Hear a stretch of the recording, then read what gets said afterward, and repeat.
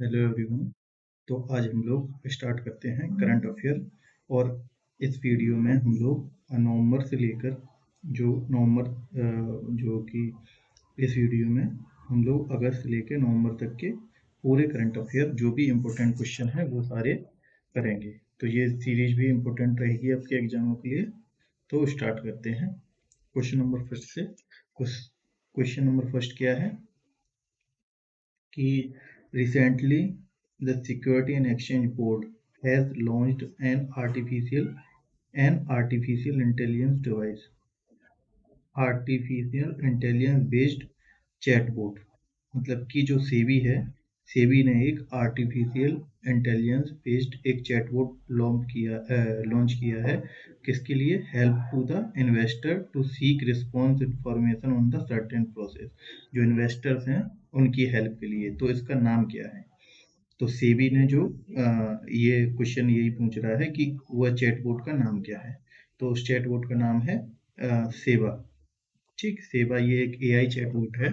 ये जो इन्वेस्टर हैं उनकी हेल्प के लिए बनाया है सेबी ने। ठीक है। और सेबी ये सेवा है ना, और सेवा का जो फुल फॉर्म है वो क्या है? SEBI's virtual assistant. मतलब कि सेबीज वर्चुअल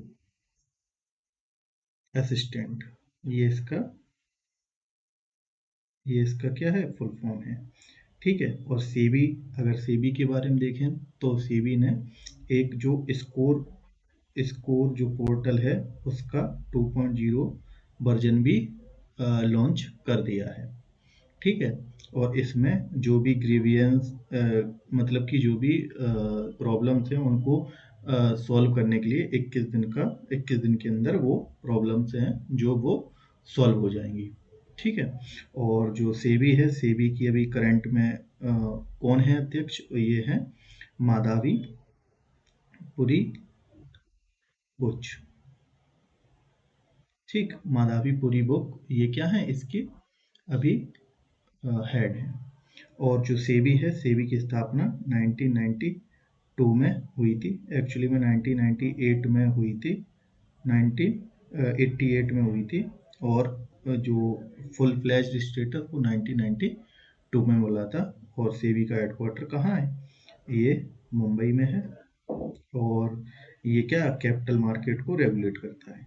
कैपिटल मार्केट यानी कि शेयर मार्केट को रेगुलेट करता है। ठीक, सेकेंडरी मार्केट जैसे कहते हैं। तो सेबी के बारे में दो इम्पोर्टेंट क्वेश्चन हैं ये करंट में कि उसने सेवा पोर्टल लॉन्च किया है और इसको 2.0 लॉन्च किया है। जो भी ग्रीवियंस हैं, जो भी मतलब परेशानियां हैं उनको सॉल्व करने के लिए 21 दिन के अंदर में वो सॉल्व हो जाएंगी। ठीक है। अब नेक्स्ट क्वेश्चन देखते हैं। नेक्स्ट क्वेश्चन में क्या है? नेक्स्ट क्वेश्चन है recently department of atomic energy. मतलब कि जो डिपार्टमेंट ऑफ एटॉमिक एनर्जी है has launch the initiative to provide access to the national and international research paper and scientific journal to the thousand of the scientist engineers and young student across the country. What is the name of this initiative? मतलब कि जो department of atomic energy है, इसने क्या किया है? इसने एक इनिशिएटिव लॉन्च किया है। जो भी वेरियस रिसर्च पेपर हैं, साइंटिफिक जर्नल हैं, वो किसके लिए? स्टूडेंट के लिए या इंजीनियर्स के लिए प्रोवाइड कराने के लिए। ठीक है। तो इसका नाम क्या है ये पूछा है। तो इसका नाम है one village one DAE one subscription. तो इसका नाम है वन डीएई वन सब्सक्रिप्शन। मतलब कि ऑप्शन डी जो है इसका सही जवाब है। एक डीएई और एक सदस्यता। तो इस पोर्टल पे जाके बहुत जो भी रिसर्च पेपर हैं वो स्टूडेंट के लिए, यंग स्टूडेंट्स एंड साइंटिस्ट और इंजीनियर के लिए ये अवेलेबल होंगे। ठीक है। तो ये जो है ये पोर्टल किसने लॉन्च किया है? डिपार्टमेंट ऑफ एटॉमिक एनर्जी ने जो है वो लॉन्च किया है। उसके बाद नेक्स्ट क्वेश्चन देखते हैं। नेक्स्ट क्वेश्चन क्या है? Idea recently, Idea Idea for Life portal has been launched for inviting ideas relating to the product and services for inducing behavioral change related to the environment friendly lifestyle.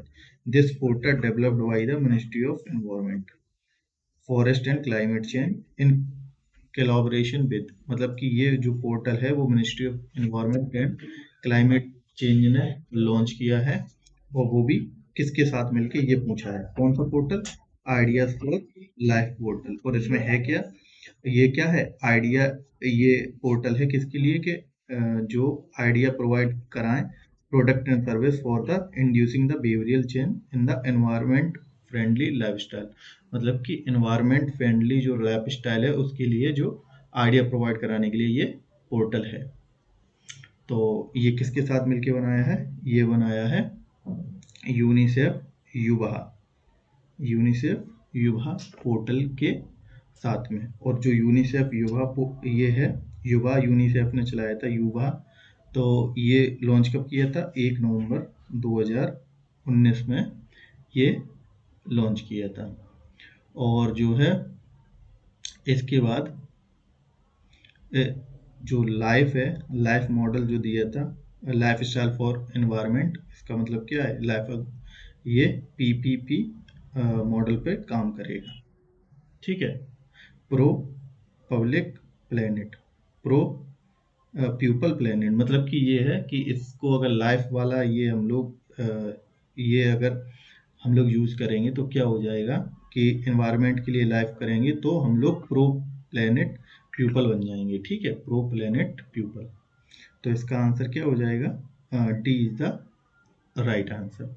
UNICEF युवा के अंतर्गत ये एक के साथ मिलके बनाया मिनिस्ट्री ऑफ एनवायरनमेंट ने। ठीक है, तो इसमें आइडिया जो है, आइडिया कितने आइडिया जो है वो किस बारे में हो सकते हैं, जैसे कि वाटर सेविंग के लिए कोई आइडिया हो तो इस पोर्टल पे दे सकते हैं, save energy, reduce waste, reduce e waste, और सिंगल यूज प्लास्टिक के लिए जो भी आइडियाज हैं वो इस पोर्टल पे आप दे सकते हैं। ठीक है, और यह हेल्दी लाइफस्टाइल को अडॉप्ट करने के लिए, तो ये सारे क्या हैं, ये आइडियाज हैं जो इस पोर्टल पे जाके आप दे सकते हैं। और ये ministry of environment and climate change और यूनिसेफ ने मिलकर बनाया है। और यूनिसेफ का हेडक्वार्टर कहाँ है, न्यूयॉर्क में हेडक्वार्टर है। हेडक्वार्टर कहाँ है, न्यूयॉर्क में। ठीक है, और यूनाइटेड नेशन, ये चिल्ड्रन इमरजेंसी फंड है इसका फुल फॉर्म। अब नेक्स्ट देखते हैं, नेक्स्ट क्वेश्चन है, recently who among the following has become the world's youngest faster female para swimmer to swim solo across the English Channel, मतलब कि सबसे यंगेस्ट जो है, यंगेस्ट फास्टर फीमेल पैरा, मतलब कि सबसे तेज और पैरा स्विमर कौन बन गई हैं जिन्होंने इंग्लिश चैनल जो है वो क्या किया है, वो इंग्लिश चैनल जो कि पार किया है तैर के। तो इनका इनका नाम है जिया राय, मतलब कि जिया राय इज द राइट आंसर। और इंग्लिश चैनल जो है वो कहाँ पे है, इंग्लैंड, जैसे कि हम लोग देखेंगे अगर यूरोप में जाएंगे नॉर्थ की तरफ तो क्या है, यहाँ पे है ब्रिटेन, ठीक, आइलैंड कंट्री, और यहाँ आइलैंड है, और इसके बगल में क्या है, यहाँ क्या है, इस जगह पे इंग्लिश चैनल है। तो इंग्लिश चैनल किसके बीच है, इंग्लैंड और फ्रांस के बीच में है। ठीक, इंग्लिश चैनल इसे क्या किया है, इसे पार किया है तैरकर, और पार किया है, जो कि कितना है, 34 किलोमीटर की डिस्टेंस है, और 17 घंटे में इन्होंने क्या किया है, 17 घंटे 25 मिनट में ये कवर किया है। ठीक है, और जो ये फीमेल है, मतलब कितनी यंग है, ये 16 ईयर ओल्ड है, मात्र 16 साल की बच्ची है जिसने कि ये चैनल पार किया है तैर के। और इससे पहले जो ये जिया राय हैं, इन्होंने पाल्क स्ट्रेट को भी, पाल्क स्ट्रेट स्ट्रेट को भी तैर कर पार किया है। उसकी दूरी क्या थी? 29 किलोमीटर। उसको भी ये कर चुकी हैं तैर के पार। और पाल्क स्ट्रेट कहाँ है? इंडिया और जो इंडिया है ना, इंडिया और श्रीलंका के बीच में जो है क्या है, ये क्या है? पाल्क स्ट्रेट है। नेक्स्ट देखते हैं। Recently scientist at the Lawrence Berkeley National Laboratory have successfully created the super heavy element 116। मतलब कि इन्होंने जो लॉरेंस बार्कले नेशनल लेबोरेटरी है, इन्होंने एक 116 सुपर हैवी एलिमेंट जो है वो बनाया है लैब में। और इसे क्या कहते हैं? इसे मतलब कि इसको क्या नाम दिया गया है, ये पूछा है। तो इसका आंसर हो जाएगा बी। बी मतलब कि लिवर मोरियम। लिवर्मोरियम इसका नाम है। ठीक है, जो लैब में बनाया गया है। और जो ये लॉरेंस बार्कले नेशनल लेबोरेटरी है, ये कहाँ की है? यूएसए की है। ठीक है, यूएसए की ये लाइब्रेरी है। अब देखते हैं नेक्स्ट नेक्स्ट क्वेश्चन। हाँ, और अगर इसके बारे में थोड़ा सा और बताऊं, लिवर लिवर्मोरियम के बारे में लिवर्मोरियम के बारे में, तो ये टाइटेनियम और प्लूटोनियम को, ये जो है टाइटेनियम व प्लूटोनियम को फ्यूज करके बनाया गया है लैब में। ठीक है, नेक्स्ट देखते हैं। Recently which of the following organisation and Govind Ballabh Pant University of the Agriculture and Technology, मतलब कि जीवी पीयूएटी, ये जो यूनिवर्सिटी का है, has signed an MOU to facilitate the development of the first of kind standardized agriculture demonstration farm। मतलब कि इसका क्वेश्चन ये पूछ रहा है कि जो गोविंद वल्लभ पंत यूनिवर्सिटी है, गोविंद वल्लभ पंत यूनिवर्सिटी, और ये यूनिवर्सिटी है कहाँ की? सबसे पहले तो यूके की। यूके मतलब उत्तराखंड। उत्तराखंड। उत्तराखंड। ठीक।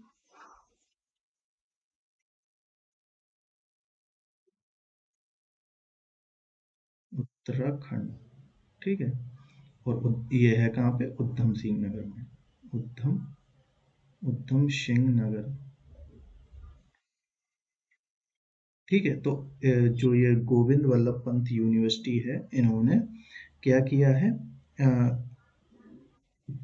एमओयू साइन करके एक जो स्टैंडर्ड एग्रीकल्चर डेमोस्ट्रेशन फॉर्म की स्थापना की है इंडिया में।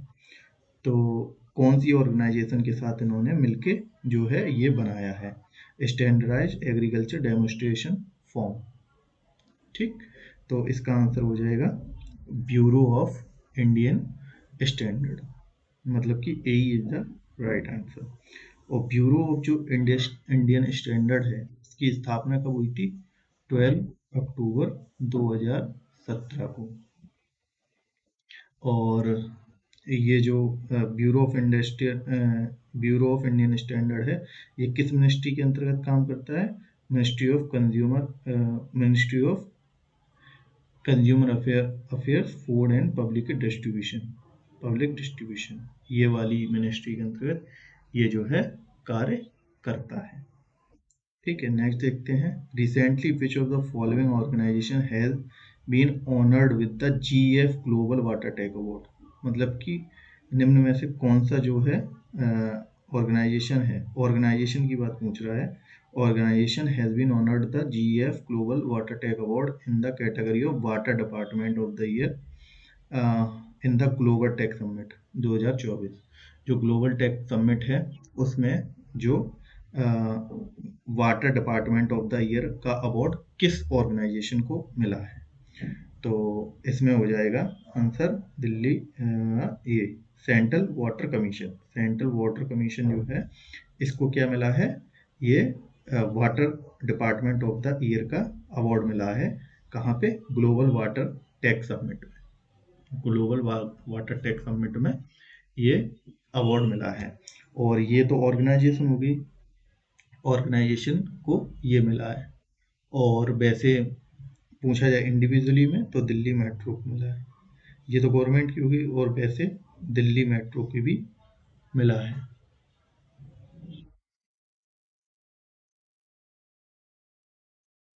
दिल्ली मेट्रो। ठीक है, अब नेक्स्ट देखते हैं question. Recently which of the following companies become the fourth unicorn of the calendar year 2024? मतलब कि 2024 के कैलेंडर ईयर में कौन सी फोर्थ जो कंपनी है जो कि क्या बन गई है? यूनिकॉर्न। अब यूनिकॉर्न बन गई है मतलब कि क्या होगा?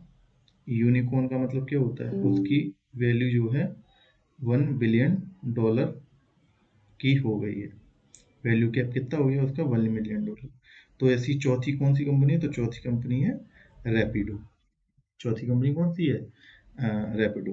पहली कौन सी थी? अगर पहली पूछी जाए 2024 में, तो कृत्रिम एआई, कृत्रिम एआई। और दूसरी कौन सी थी? दूसरी थी पोर्टर, जो कि क्या है? शिपिंग एक कंपनी है। और थर्ड कौन सी है? परफ्यूज। परफ्यूज। तो ये तीन, पहले ये तीन 2024 में नहीं, उसके बाद चौथी कौन सी है? रैपिडो। रैपिडो क्या है? एक कैब सर्विस है। ठीक, कैब सर्विस कंपनी है। नेक्स्ट देखते हैं। नेक्स्ट है रिसेंटली, नेक्स्ट देखते हैं recently union minister for education, जो धर्मेंद्र प्रधान है, मिनिस्ट्री ऑफ एजुकेशन के जो वो हैं मंत्री, has launch the national apprenticeship and training scheme portal. इन्होंने क्या लॉन्च किया है? National apprenticeship training scheme 2.0 portal जो लॉन्च किया है। तो this portal has been developed by the education with the support of the which of the following. मतलब कि इन्होंने जो पोर्टल लॉन्च किया है, ये किसके साथ मिलके ये पोर्टल लॉन्च किया है? जो मिनिस्ट्री ऑफ एजुकेशन के द्वारा लॉन्च किया गया है ये portal, national apprenticeship and training scheme 2.0। तो ये लॉन्च किया है ए आई सी टी, मतलब कि all India council for technical education के साथ मिलके ये जो पोर्टल है ये लॉन्च किया है। ठीक, तो इसका आंसर हो जाएगा सी इज द राइट आंसर। और नेक्स्ट देखते हैं इसके बाद। रिसेंटली सुविधा, recently Dash has launched Subhada software version for 1.0 cutting-edge tool designed for enhancing the training protocol to ensuring the consistency across the platform। मतलब कि ये है कि सुविधा सॉफ्टवेयर वर्जन 1.0 किसने लॉन्च किया है? किसके लिए? वो as technology design to enhance the training protocol, मतलब कि अपनी ट्रेनिंग प्रोटोकॉल को एनहांस करने के लिए जो सुविधा सॉफ्टवेयर 1.0 किसने लॉन्च किया है? तो इसका आंसर हो जाएगा, ये किसने लॉन्च किया है? Indian coast guard. B, B is the मतलब भारतीय तटरक्षक बल। और इंडियन कोस्ट गार्ड है, ये किसके अंतर्गत है? मिनिस्ट्री ऑफ डिफेंस के अंतर्गत ये भी कार्य करती है। जैसे कि मिनिस्ट्री ऑफ डिफेंस में कौन कौन सी आती है? आर्मी, नेवी, नेवी और एयरफोर्स। नेवी और एयरफोर्स, ये तीनों किसके अंतर्गत? Ministry of defence. और इंडियन कोस्ट गार्ड भी मिनिस्ट्री ऑफ डिफेंस के अंतर्गत काम करती है। और मिनिस्ट्री ऑफ होम अफेयर्स के अधिकार में कौन काम करती हैं? जितनी भी CAPF हैं, यानी कि सेंट्रली आर्म्ड पुलिस फोर्स जितनी भी हैं, वो सारी किसके अंतर्गत काम करती हैं? मिनिस्ट्री ऑफ होम अफेयर्स के अंतर्गत।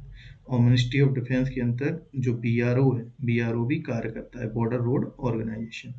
तो मिनिस्ट्री ऑफ होम अफेयर्स के अंतर्गत ये है, और मिनिस्ट्री ऑफ डिफेंस के अंतर्गत ये है। और जो CAPF हैं, जितनी भी CAPF हैं, मतलब कि जैसे कि CRPF हैं, CRPF हैं, और CISF है, ITBP हैं, ITBP, IT ITBP हैं, और असम राइफल्स हैं। तो ये जो भी हैं ये सारी जो CAPF ये मिनिस्ट्री ऑफ होम अफेयर्स के अंतर्गत काम करती हैं। ठीक है। अब तो ये जो सुविधा सॉफ्टवेयर वर्जन 1.0 किसने लॉन्च किया है? Indian coast guard. और अगर ये इम्पोर्टेंट डे के बारे में पूछा है तो आर्मी 15 जनवरी है, और ये एयरफोर्स 8 अक्टूबर, और ये 4 नवंबर। ठीक। नेक्स्ट देखते हैं। Recently Indian recently Indian national space promotion and agriculture centre and authorization center in space has granted the authorization of which of the following companies to establish a ground station in the ultra high frequency UHF frequency band in Hyderabad, Telangana। हाल ही में भारतीय राष्ट्रीय अंतरिक्ष संवर्धन मतलब in space ने हैदराबाद तेलंगाना में ultra high frequency मतलब कि UHF फ्रिक्वेंसी के एक ग्राउंड स्टेशन को स्थापित करने के लिए निम्नलिखित में से किस कंपनी या प्राधिकरण द्वारा प्रदान किया गया है? मतलब कि किस कंपनी ने एक ग्राउंड स्टेशन बनाया है इन स्पेस का? तो इसमें आंसर हो जाएगा, इसका आंसर हो जाएगा अजिस्ता BST एरोस्पेस प्राइवेट लिमिटेड। इसने बनाया है ये ग्राउंड स्टेशन, और जो कि क्या है, अल्ट्रा हाई फ्रिक्वेंसी बैंड के लिए एक ग्राउंड स्टेशन स्थापित किया गया है। ठीक है। कहाँ पे किया गया है? इन स्पेस हैदराबाद तेलंगाना में। जो इन स्पेस का सेंटर है हैदराबाद में, वहाँ पे ये एक ग्राउंड स्टेशन लॉन्च किया है। किसने? अजिस्ता BST एरोस्पेस प्राइवेट लिमिटेड ने। ठीक है। और जो ये ग्राउंड स्टेशन है ये किसके लिए? वो ये सैटेलाइट के डेटा के लिए। ठीक है। सैटेलाइट डेटा के लिए, सैटेलाइट डेटा के लिए। नेक्स्ट देखते हैं। As per the recent information, which of the following state government is set to establish the great think tank on the lines of the NITI Aayog? मतलब कि नीति आयोग की जैसा कौन सी स्टेट गवर्नमेंट ने एक ग्रेट थिंक टैंक बनाया है? जैसे कि नीति आयोग क्या है? नीति आयोग जो कि 1 जनवरी 2015 को बना था, ये क्या है? Think tank of country, think tank of country. तो ये जो नीति आयोग ये किस प्लानिंग कमीशन को खत्म करके बना था? नीति आयोग 1 जनवरी 2015 में, ये 2014 में खत्म हो गया था प्लानिंग कमीशन। तो इसी की तर्ज पे किसने एक बनाया है? GRIT portal, grid portal. Grid का मतलब क्या है? अब ऐसे ही आंसर आ जाएगा कि state Gujarat state institution of transforming, Gujarat state institute of transforming, ये है गुजरात स्टेट फॉर ट्रांसफॉर्मेशन। जैसे कि नीति आयोग का फुल फॉर्म का है? National institute for transforming India, national institution for transforming India. ऐसे ही Gujarat state institution for transformation. ठीक, यही ग्रिड का फुल फॉर्म है। तो Gujarat is the right answer. तो गुजरात ने नीति आयोग जैसा ये बनाया है। फिर नेक्स्ट है, recently ministry of education has celebrated Akhil Bharatiya जो मिनिस्ट्री ऑफ एजुकेशन है वो क्या सेलिब्रेट कर रहा है? अखिल भारतीय शिक्षा समागम 2024। मतलब कि ABSS, अखिल भारतीय शिक्षा समागम, eight which of the following places marking 4th anniversary of the national education policy.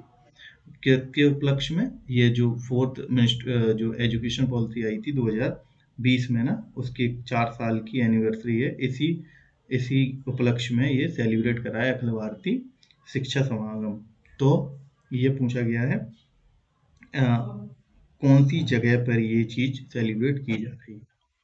तो इसका आंसर क्या हो जाएगा? इसका आंसर हो जाएगा,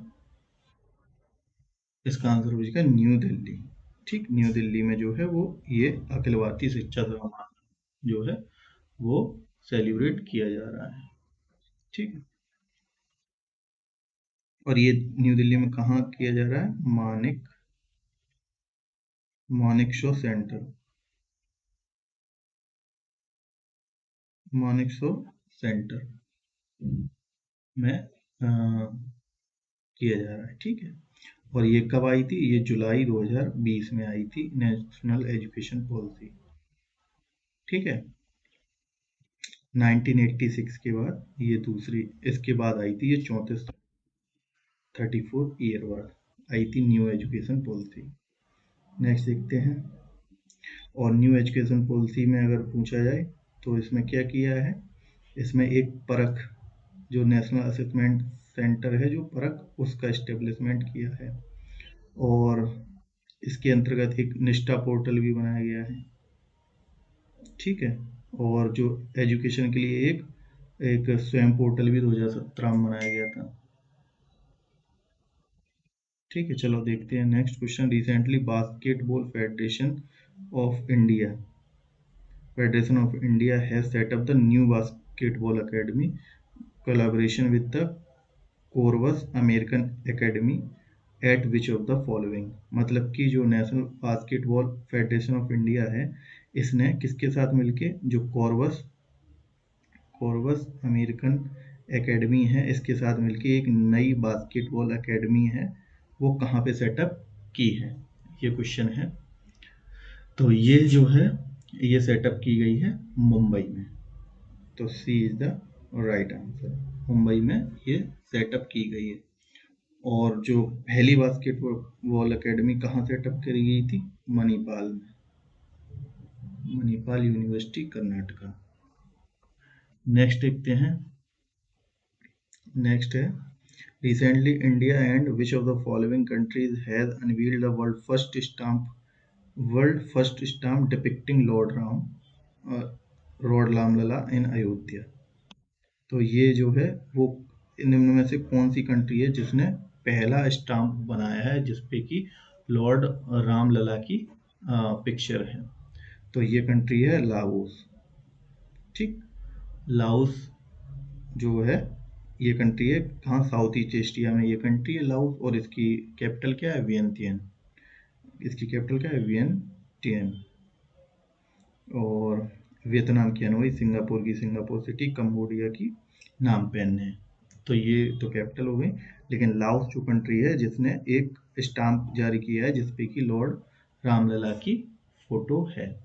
और जो वियंतियन है लाओस की राजधानी, वहाँ पे क्या आसियान समिट भी हुआ था, आसियान समिट, ठीक।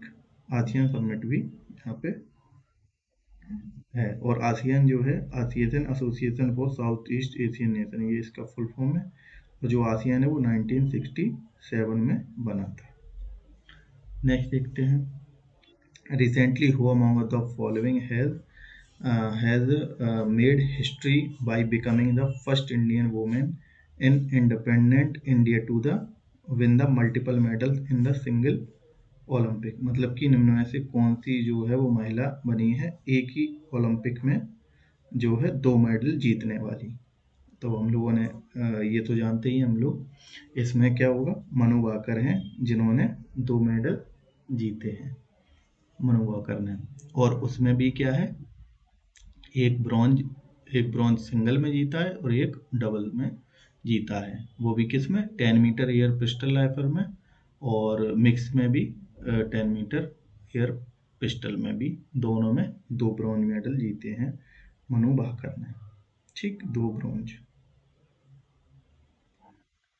ठीक। बाकी अगर देखा जाए तो बाकी तो कोई ऐसा नहीं है जिसने कि एक में 2 जीते हों मेडल। मनु भाकर पहली ये बनी है वुमेन जिन्होंने लगातार एक ही ओलंपिक में जीते हैं। लगातार तो पीवी सिंधु ने भी जीता है और काफ़ी लोगों ने जीता है। नेक्स्ट देखते हैं। Recently union civil aviation minister Kinjarapu Rammohan Naidu, मतलब कि KR Naidu has introduce the Bharatiya Vigyan Vayuyan Vidheyak 2024 in Lok Sabha. It will replace the following act. मतलब कि जो सिविल एविएशन मिनिस्टर हैं KR नायडू, इन्होंने भारतीय वायुयान विधेयक 2024 जो है वो लोकसभा में पेश किया है। ये किस एक्ट को रिप्लेस करेगा? तो ये जो है, ये कौन से एक्ट को रिप्लेस करेगा? एयरक्राफ्ट एक्ट 1934 का जो था उसको रिप्लेस करेगा। 1934 का जो एयरक्राफ्ट एक्ट है उसे वो करेगा, रिप्लेस करेगा। और जो है ये है, ठीक है। नेक्स्ट देखते हैं बाकी, ठीक है। नेक्स्ट देखते हैं, recently dash has dash has launch electronic service e health assistant and teleconsultancy e Sehat module to provide the health care service to safe instructed video based clinical construct. तो मतलब कि क्या है, हाल ही में इन्हें संरचित वीडियो आधारित क्लिनिकल परामर्श के माध्यम से स्वास्थ्य देखभाल सेवाएं प्रदान करने के लिए इलेक्ट्रॉनिक सेवाएं ई हेल्थ असिस्टेंट और टेली परामर्श या ई सेहत मॉड्यूल लॉन्च किया है। तो ये किसने लॉन्च किए हैं, दोनों चीज़ें, कहाँ, जो दूर से भी चेकिंग करने के लिए, मतलब कि टेली मानस है ना, टेली परामर्श, ये मोबाइल से भी बैठ के डॉक्टर से कंसल्ट कर सकते हैं। तो अ, ये की है इंडियन आर्मी ने, भारतीय सेना ने, भारतीय सेना यानी कि इंडियन आर्मी ने जो है ये लॉन्च की है, ठीक है। नेक्स्ट देखते हैं, recently which of the following countries has been elected as a vice chancellor of the supply chain council under the Indo-Pacific economic framework for prosperity IPEF, मतलब इंडो पैसिफिक इकोनॉमिक फ्रेमवर्क जो कि एक संगठन है, इसके vice chair कौन बना है, वो भी किसमें, सप्लाई चेन काउंसिल का। तो सबसे पहले तो जो इंडो पैसिफिक इकोनॉमिक फ्रेमवर्क है, इसकी स्थापना कब हुई थी, 23 मई 2022 को, ठीक है। और इसको वाइस चेयर किया है इंडिया, जो है इसका वाइस चेयरमैन बना है। तो इसमें जो है, इसमें दो प्रकार के चैनल हैं, जिसमें कि एक क्राइसिस है, क्राइसिस के लिए देखता है, और एक जो है वो लेबर राइट को देखता है, लेबर राइट। तो लेबर राइट के लिए जो है वो चेयरमैन कौन बना है, यूएसए, और वाइस चेयरमैन कौन बना है, फिजी। फिजी एक ओशियन कंट्री है, ओशियनी कंट्री है, जिसमें हिंदी दिवस भी हुआ था, और चेयरमैन है जो वो यूएसए है। और इसमें भी चेयरमैन कौन है, यूएसए है क्राइसिस में, और ठीक है। और वाइस चेयरमैन वो भी सप्लाई चेन काउंसिल का कौन बना है, वो बना है इंडिया। और क्राइसिस वाले में वाइस चेयरमैन कौन है, क्राइसिस वाले में वाइस चेयरमैन है जापान, ठीक है। क्राइसिस वाले में चेयरमैन और वाइस चेयरमैन कौन है, जापान। तो नेक्स्ट देखते हैं क्वेश्चन। नेक्स्ट क्वेश्चन है हमारा कि recently time magazine has highlighted three Indian three Indian destination in its prestigious list of the world greatest places. Which of the following Indian destination is not included in this list?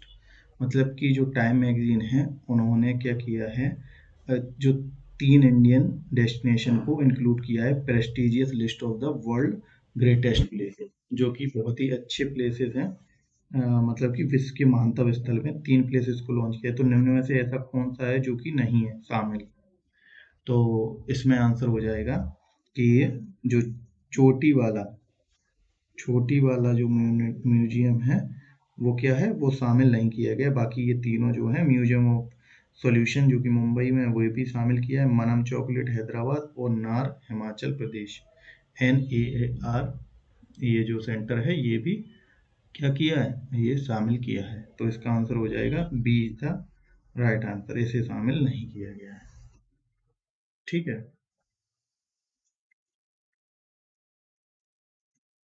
Next देखते हैं, recently which of the following companies has received recently which of the following company has received a letter of intent